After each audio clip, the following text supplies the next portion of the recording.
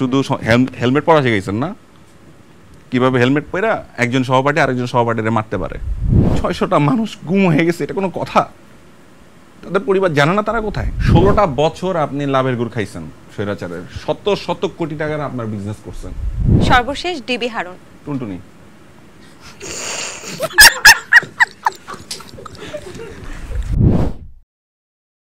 এই যে উত্তাল একটা সময় আমরা পার করলাম ছাত্র আন্দোলনের অভ্যুত্থানের মাধ্যমে, আপনি বলছেন যে কেউ কথা বলেছে কেউ কথা বলেনি, এমনটা কিন্তু আমরা বিভিন্ন জায়গায় দেখেছি এবং ছাত্রদের মধ্যে বা আমাদের ফলোয়ার্সদের মধ্যেও আমরা দেখেছি যে তারা বলেছে যে আপনারা মাঠে নামেন, আপনারা কেন আসছেন না, আপনাদেরকে তো সবাই চিনছে।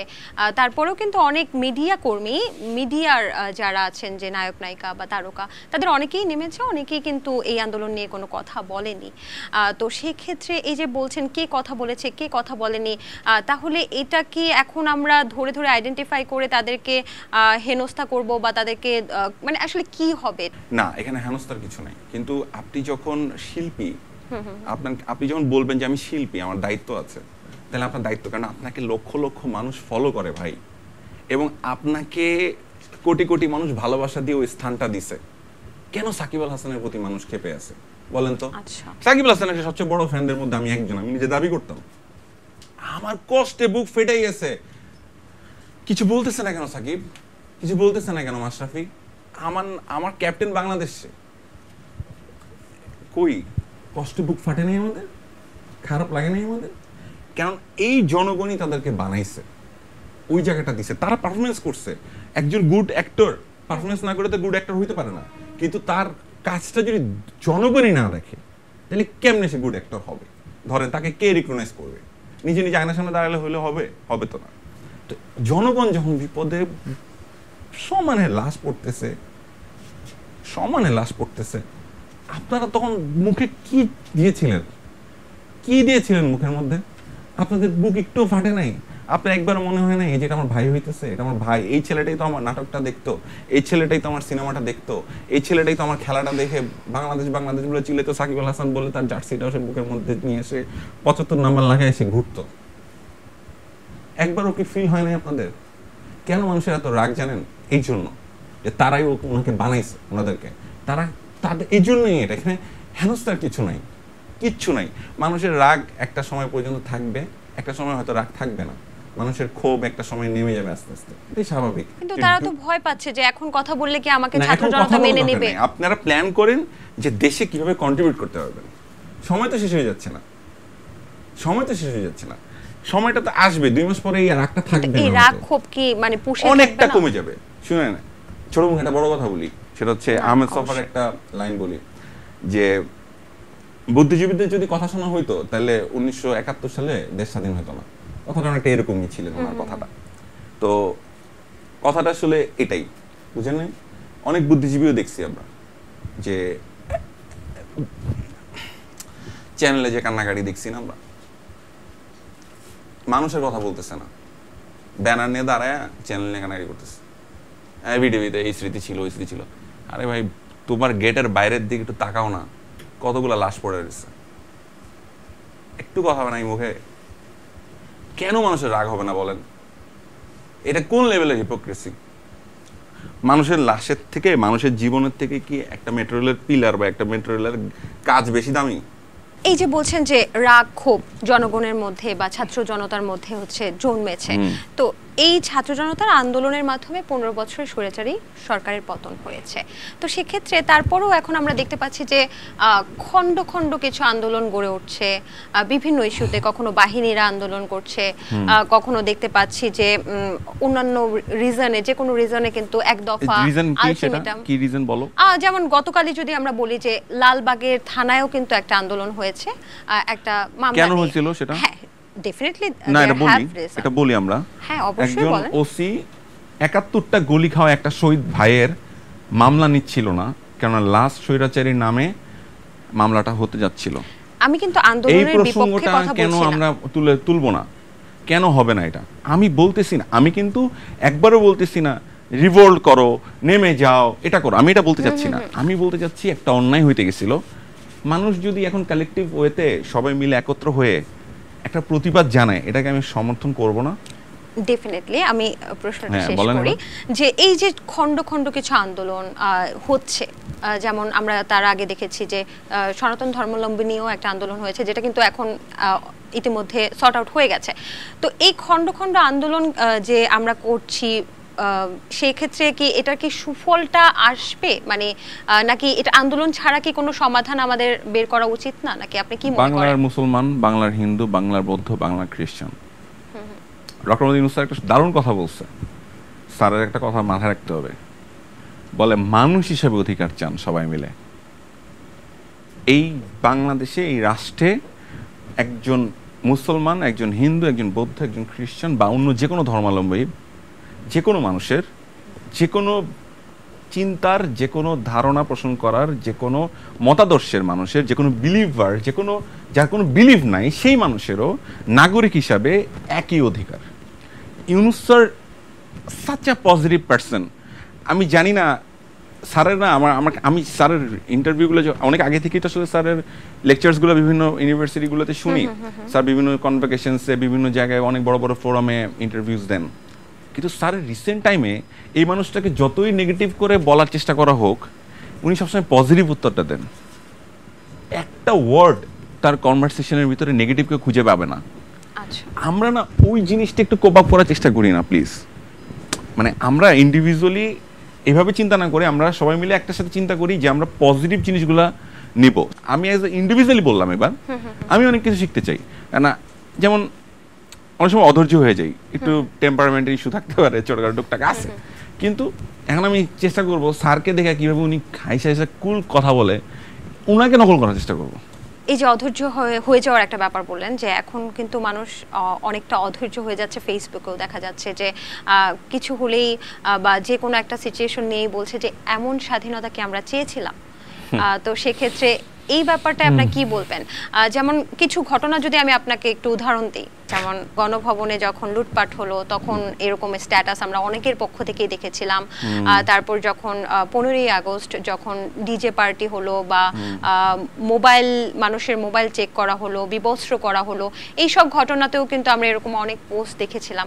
তো এই ব্যাপারে আসলে কারা এটা লিখছে বা কেন লিখছে, এই ব্যাপারে আপনার মতামতটা কি? দেখেন, অন্যায় অন্যায়, যেই লেভেলের অন্যায় হোক, আপনি যদি একটা মানে খুনও করেন এটা অন্যায়, ঘুষও খান এটা অন্যায়, কথাটা বুঝেন। আমি অন্যায়কে সাপোর্ট করতে পারি না একজন বিবেকবান মানুষ হিসাবে। একজন দেশের সুনাগরিক হওয়ার চেষ্টায় রত একজন নাগরিক হিসাবে আমি এটা বলতে পারি না যে অন্যায়টাই ঠিক। নো, অন্যায় অন্যায়, এটা যেই প্রকারের অন্যায় হোক না কেন। কিন্তু এখানে কিন্তুটা কি আসলে, ধরেন একটা কিন্তু দিয়ে বললাম, কিন্তু হইতেছে এই প্রথম ডিজে পার্টি হয়েছে এই দিন, তা তো না। তাদের দলের লোকই তো বছরের পর বছর ডিজে পার্টি বাজাইছে, নাচাইছে, লিটারেলি স্টেজে নাচতেছে হিন্দি গানে, আমরা দেখছি। দেখেন নাই কয়েকটা ক্লিপস কয়েকটা ভাইরাল হয় না, এই ক্লিপস এত বছর ধরেই ছিল। এগুলো এখন দেখতেছেন আপনি, হয়তো আপনার চোখে হঠাৎ করে পড়ছে কারণ এই বিষয়ে আলোচনা হচ্ছে দেখে। কিন্তু এটা 16 বছরে এই কালচারই ছিল। প্রচন্ড জোরে মাইক বাজছে, মাইকে ভাষণ চলছে, ভাষণ চলার পরে শুরু হয়েছে গান। এটা কোন এলাকায় ঘটে নাই বলেন তো? গানের পর গান, হিন্দি গান, বাংলা গান, ইংলিশ গান। কোনো মা বাবা আছে গানের? মানে আমি একটা গান তো আমার মনে আছে, আমি দেবের একটা গান আছে হিন্দি গান, হ্যাঁ বাংলা গান, কলকাতার দেবের, এই যে পাগলু পাগলু গান আমি মুখস্থ করে ফেলেছি ওই দিন, বাজাইতে বাজাইতে মুখস্থ করে ফেলাইছে আমাদের। আচ্ছা, সো এখন আপনি বিষয়টা হলো ইন্টেনশন যদি আপনার থাকে যে আমি সব কিছুতে ধরবো, হ্যাঁ এটা হলো কেন, ওইটা নড়লি কেন, এটা নড়লি কেন, 16 বছর ধরেন নাই? 16 বছর কই ছিলেন আপনি? 16 বছর কোথায় ছিলেন? ঠিক করলেন না কেন? এই কালচারটা, এই যে পচা কালচারটা ক্রিয়েট করে গেছেন আপনারা, যে আবর্জনাটা দিয়ে গেছেন, এই শীটটা ঠিক করেন নাই কেন? 16 বছর কি শিখাইলেন বাচ্চাদেরকে? কি শিখাইলেন জেনারেশনকে? কি পড়াইলেন পাঠ্য বইতে? কি পড়াইলেন? আদব কায়দা কি শিখাইলেন? শুধু হেলমেট পরা শিখাইছেন না? কিভাবে হেলমেট পরা একজন সহপাঠী আরেকজন সহপাঠীরে মারতে পারে, কেমনে ব্যাটিং করা উচিত, স্ট্রেট ড্রাইভ, লং ড্রাইভ, তাই না? এই তো তাইলে বলেন তো এই কালচার আসছে কই থেকে? এটা কি রাতারাতি জুলাই মাসের পরে আগস্ট মাসে এসে এটা ঘটছে? এটা কি 1 মাসের ঘটনা?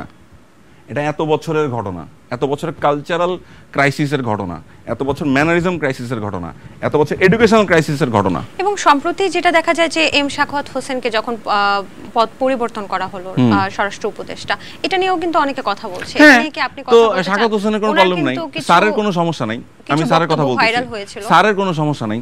আপনার সমস্যা কোথায় বা আমার সমস্যা কোথায়? স্যারকে একটা নেগেটিভ বক্তব্য দিচ্ছেন এখন পর্যন্ত যে আমি এটা খুশি না, আমি খুশি হয়েছিলাম, আমি দুঃখ পাইছি, আমি কষ্ট পাইছি। উনি বলছেন যে আমাকে যে দায়িত্ব দেওয়া হবে আমি সেই দায়িত্ব নিব। একটা ভদ্রলোকের মতো কথাবার্তা। তা আমরা না এটা কেন করা হলো, ওটা কেন করা হলো, এটা হোয়াট ইজ গোয়িং অন?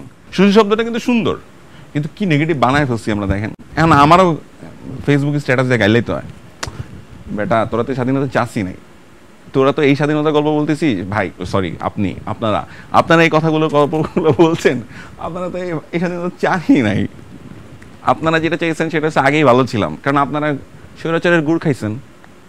আমার মতো বাংলাদেশের কোটি কোটি মানুষ যারা স্বৈরাচারের গুড় খায় নাই, তাদের কাছে স্বাধীনতার আনন্দ অন্যরকম। এই যে নতুন উপদেষ্টা পরিষদ তৈরি হয়েছে এবং বিকল্পর কথা সবাই চিন্তা করছে যে বিকল্প কে হবে এরকম একটা বিষয়। নতুন উপদেষ্টা পরিষদের সম্পর্কে যদি আপনি কিছু বলতেন যে আপনি কি এই ব্যাপারে সন্তুষ্ট কিনা? আমি সময় দিতে চাই, আমি ভাবতে চাই, আমি বিশ্বাস করতে চাই তারা একটা আন্দোলনের মধ্যে দিয়ে, একটা বিশাল গণ অভ্যুত্থানের মধ্যে দিয়ে আসছে, তাদেরকে টাইম দিতে হবে। 16 বছরের জঞ্জাল পরিষ্কার করা খুব অল্প সময়ে সম্ভব না। এটা একটা, আমি জানি না এটা 5 বছর হবে নাকি 7 বছর হবে নাকি 7 দিনে হবে না 5 দিনে হবে, সেই টাইম লাইন আমি ফিক্স করার কেউ না। জনগণকে রিকোয়েস্ট করতে পারি, বাংলাদেশের জনতাকে রিকোয়েস্ট করতে পারি, ছাত্রদেরকে রিকোয়েস্ট করতে পারি, প্লিজ আপনারা চোখ কান খোলা রেখেন, যেটা আর কোনো ভুল না হয়, আমরা যেন সবাই সচেতন থাকি। আমার দেশটা, এটা একটা সুযোগ আসছে আমাদের সামনে, দেশটা সুন্দরভাবে সাজানোর, সবগুলো সেক্টরকে গোছানোর। এই সুযোগটা যেন কোনোভাবে হাতছাড়া না হয়। এই আন্দোলন বেহাত হইতে দেওয়া যাবে না। নতুন নেতৃত্বে কি আপনি তরুণদেরকে আশা করছেন? অ্যাবসলিউটলি, আমি যে দুজনকে অলরেডি পাইছি তাদেরকে নিয়ে, এবং যারা বাইরে আছে সমন্বয়কদের মধ্যে, যেমন Sarjis, oh my god, he is so good, মানে এত সুন্দর করে এত লজিক্যাল কনভারসেশন সে করে। সে বলে ফেলছি উনি, আমি হ্যাভ টু রেসপেক্ট হিম। তার কনভারসেশনে, উনার কনভারসেশনের টোন, ওনার যে মানে অভিব্যক্তি, হাসনাত যে অভিব্যক্তিতে কনভারসেশন করে, বা অন্যান্য বাকি যে 52-54 জন সারা বাংলাদেশের, রাফি চিটাগাংয়ের আর অন্যান্য যারা আছে, প্রত্যেকে যেই চমৎকারভাবে মানে কথা বলে, এটা অনেক বড় একটা ব্যাপার এবং খুব bold, they are very bold. এবং সবচেয়ে বড় কথা হলো তারা সাহসী। দেখেন ডিবির মুখ থেকে ফিরে আসছে, মৃত্যুর মুখ থেকে ফিরে আসছে। জাস্ট 10টা দিন 11টা দিন আগে কল্পনা করে দেখেন তারা বেঁচে থাকবে কি না। তারা কি জানতো তাদেরকে পেড়ানো হয়েছে কিভাবে ডিবি অফিসের ভেতরে? তাদেরকে আমরা দেখি নাই সেই ভিডিও, যে তাদেরকে খাওয়ানো হচ্ছে টেবিলের মধ্যে বসায় বসায়। এই ভাতের হোটেল বন্ধ হয়েছে না? এই ভাতের হোটেল থেকে বাঁচতে পারতো কেউ?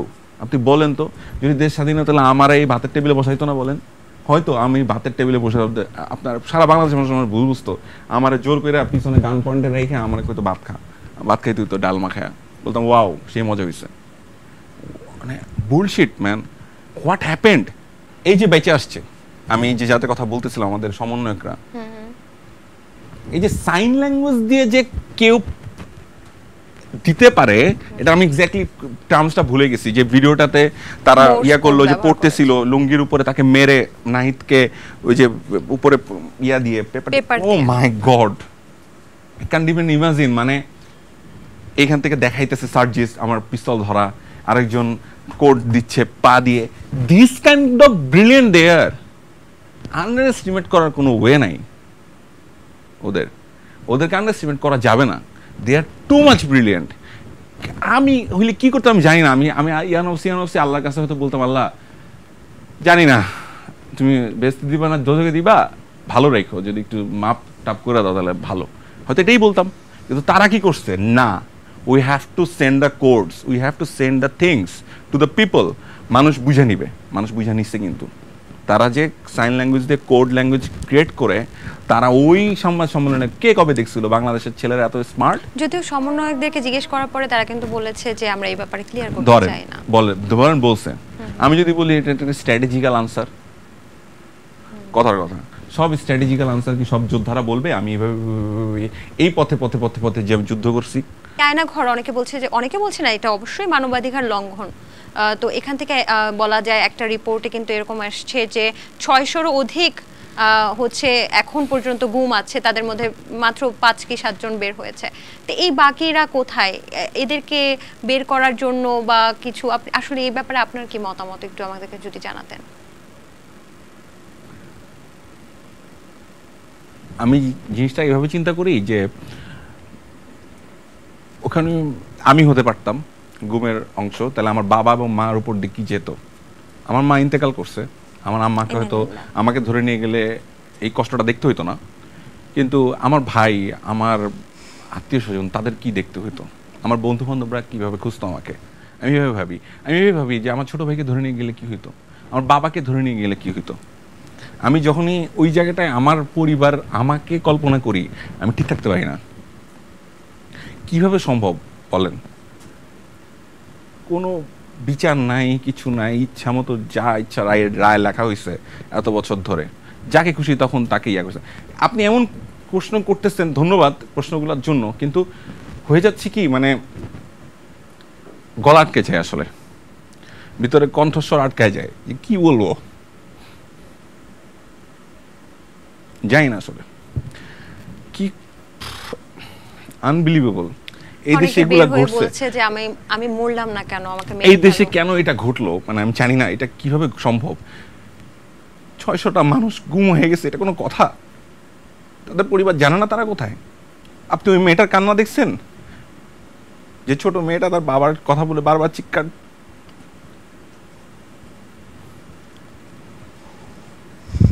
আই এম সরি, আমি আসলে এতটা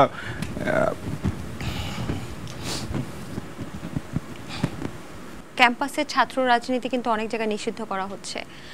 এই ছাত্র রাজনীতি কি আসলে থাকা উচিত কি উচিত না, আপনার মতামত কি? আমার আসলে আমি এই বিষয়টা নিয়ে এখন নো কমেন্টস বলতে চাই, এটাও একটা উত্তর। কারণ এই বিষয়টা নিয়ে এখনো তো অনেক কিছুই মীমাংসিত হওয়া বাকি। কারণ দেখেন, ঢাকা কলেজের হলগুলা থেকে এখনো হাজার হাজার অস্ত্র বেরোচ্ছে। এটা কিভাবে ঢুকছে? ছাত্র রাজনীতির নাম ধরে তো ঢুকছে। এখন আমি এটার পক্ষেও কিভাবে বলবো এই টাইমে, এটার বিপক্ষেও কিভাবে বলবো? আবার এটাও তো সত্যি 1971-এর যে আমরা স্বাধীনতা পাইছিলাম, সেটার জন্য ছাত্র রাজনীতির একটা বড় ভূমিকা ছিল। এখন বুঝতে পারতেছেন ডিলেমাটা কোন জায়গাটায় হইতেছে। সো এটা কিন্তু রাইট টাইম না, এই আমি মনে করি। এই আলোচনাটা ছাত্র জনতা আমরা প্রত্যেকেই একসাথে একটা সময় নিজেরাই ডিসিশন নিতে পারবো, সঠিক ডিসিশন নিতে পারবো যে কোথায় করা উচিত, কোথায় করা উচিত না। আমরা আসলে একটা স্টেটে ছিলাম, যে স্টেটটা ছিল মাফিয়া স্টেট, যে স্টেটটা ছিল একটা গুন্সদের স্টেট। অনেক গুরুগম্ভীর আসলে কনভারসেশন আমাদের হয়েছে। আমরা একটা র্যাপিড ফায়ার করতে চাই, যাচ্ছে। তো সেক্ষেত্রে আপনার মতামত কি? শুধু সংগঠন না, বইপুর মানুষও জন্মাচ্ছে, মানে অনেক, মানে কি বলবো, মিডিয়া বুদ্ধিজীবী, মিডিয়া টাইকুনস দেখতে পাচ্ছি। অনেক ফেরি টেলের গল্প তারা একসময় বানাইছেন, তাদেরকে দেখতে পাচ্ছি। বড় বড় পত্রিকা, বড় বড় মিডিয়া হাউসের একদম তারা ফ্রন্ট পেজে নিয়ে আসতেছে তাদেরকে। মানে পুনর্বাসন প্রক্রিয়ার একটা অংশ দেখতে পাচ্ছি আমরা। যে দর্শক বুঝতে পারতেছেন মনে হয় যে আগের 16 বছরে তারা কিছু করতে পারে নাই, তারা একদমই সরকারের কাছের লোক ছিল। এখন তাদের বড় বড় কথা আপনার বিভিন্ন জায়গায়, এটা করতে হবে, ওটা করতে হবে, এটা করা উচিত, এটা করা উচিত। 16টা বছর আপনি লাভের গুড় খাইছেন, স্বৈরাচারের শত কোটি টাকার আপনার বিজনেস করছেন। তখন আপনাদের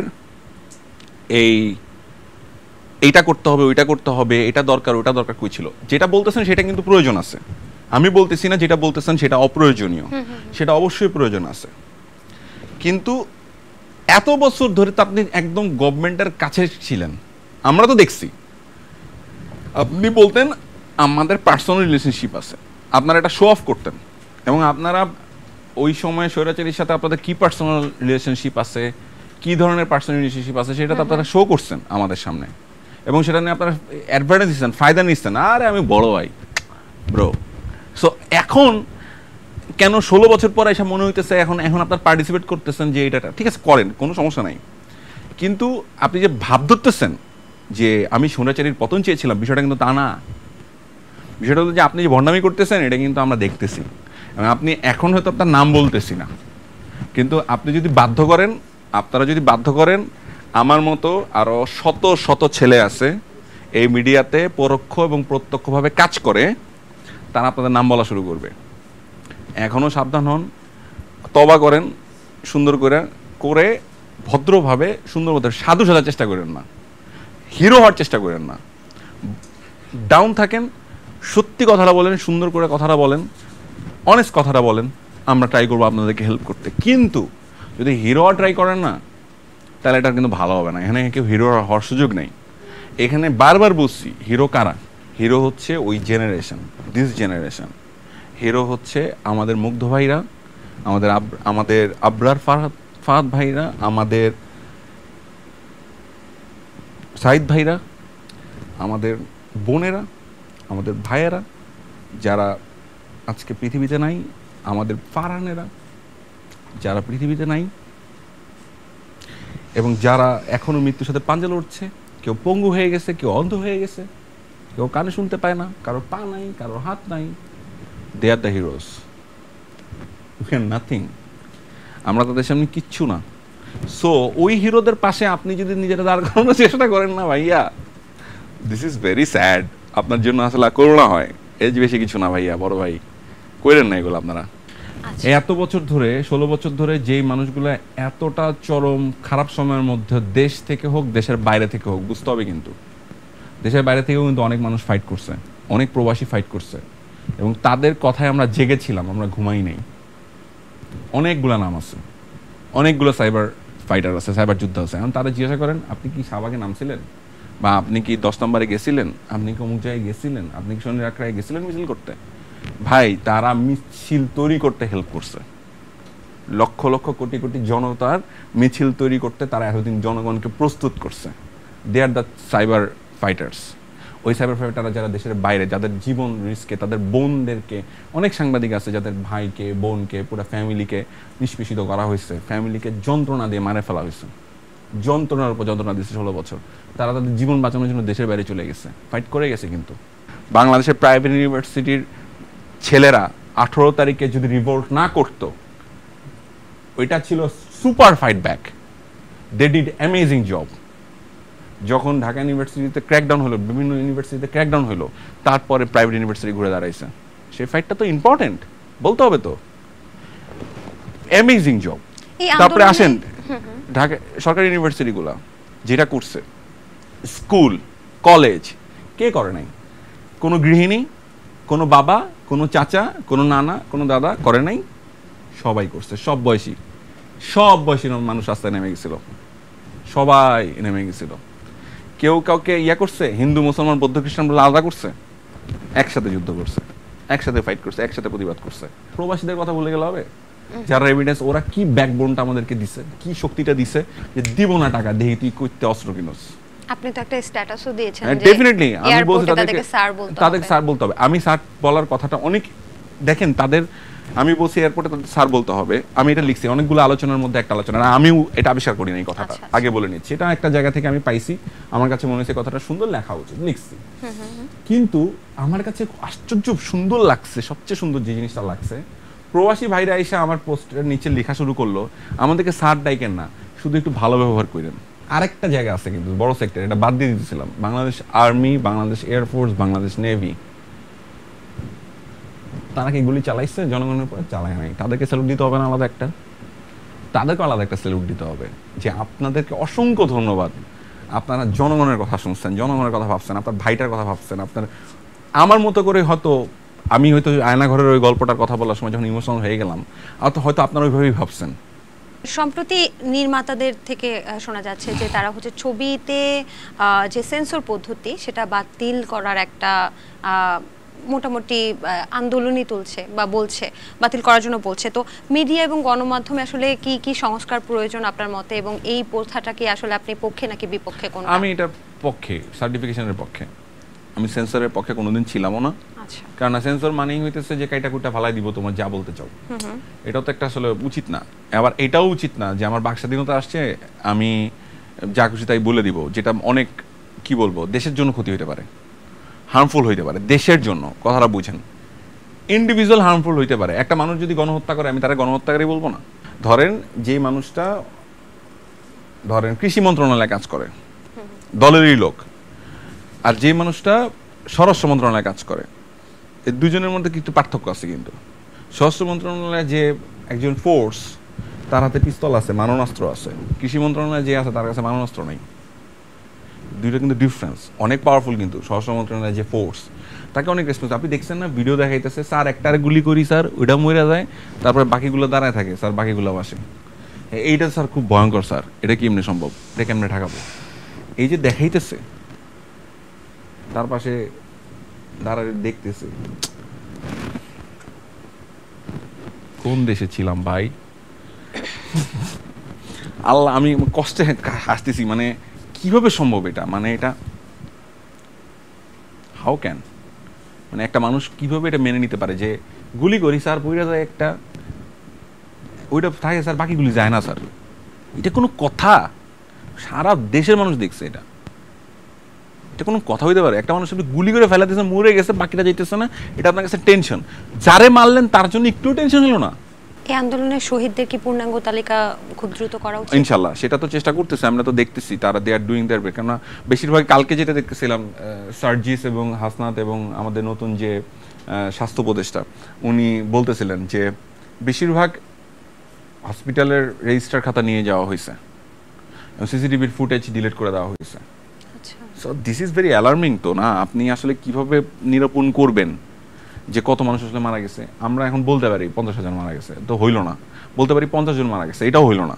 এখন একটা আন্দাজ করা হইতেছে, যেমন জাতিসংঘ বলছে 660 বা সামথিং প্লাস, 650 সামথিং, এবং 33,000-এর মতো আহত। এখন 33,000-এর মতো প্লাস আহত, 11,000-এর উপর গ্রেফতার প্লাস নিখোঁজ, এরকমই তো আলোচনা হচ্ছে। আদৌ কি এই সংখ্যা আরো বেশি কিনা আমার তো সন্দেহ হয়। আমরা আশা করি খুব দ্রুত এই সংখ্যা, আমি আশা করি এই সংখ্যা কমবে, এই সংখ্যাটা যেন সত্যি না হয়, এই সংখ্যাটা যেন অনেক কম হয়। একদমই তাই, একদম এটা আশা করি। কিন্তু আমাদেরকে তো অন্ধকারে রাখা হয়েছিল, এটা তো কেমনে বলবো? কেন অন্ধকার করলেন আপনি? কেন আপনি আমার ইন্টারনেট কেড়ে নিলেন, আমার অধিকার কেড়ে নিলেন? নিয়ে কেন আপনি কি করছিলেন? এখন তো জানতে হবে জনগণের। বাংলাদেশের জমিনে যেন আর কেউ দানব হয়ে উঠতে না পারে কোনো সরকার। প্লিজ এই ব্যাপারে যেন আমরা সবসময় সচেষ্ট থাকি, যেই আসুক দানব হওয়ার কোনো সুযোগ দেওয়া যাবে না। আর আমার কথা হইতেছে যে দেশটার একটা সুযোগ আসছে আমাদের সামনে, একটা সুন্দর সুযোগ আসছে, একটা সুন্দর বাংলাদেশ দেখার। আমরা বিদেশের সুন্দর সুন্দর দেশ দেখে আফসোস করতে চাই না, বাংলাদেশকে নিয়ে সারা ওয়ার্ল্ডের সামনে পতাকাটা নিয়ে দাঁড়ায় বলতে চাই, দেখো আমাদের দেশটা অনেক সুন্দর।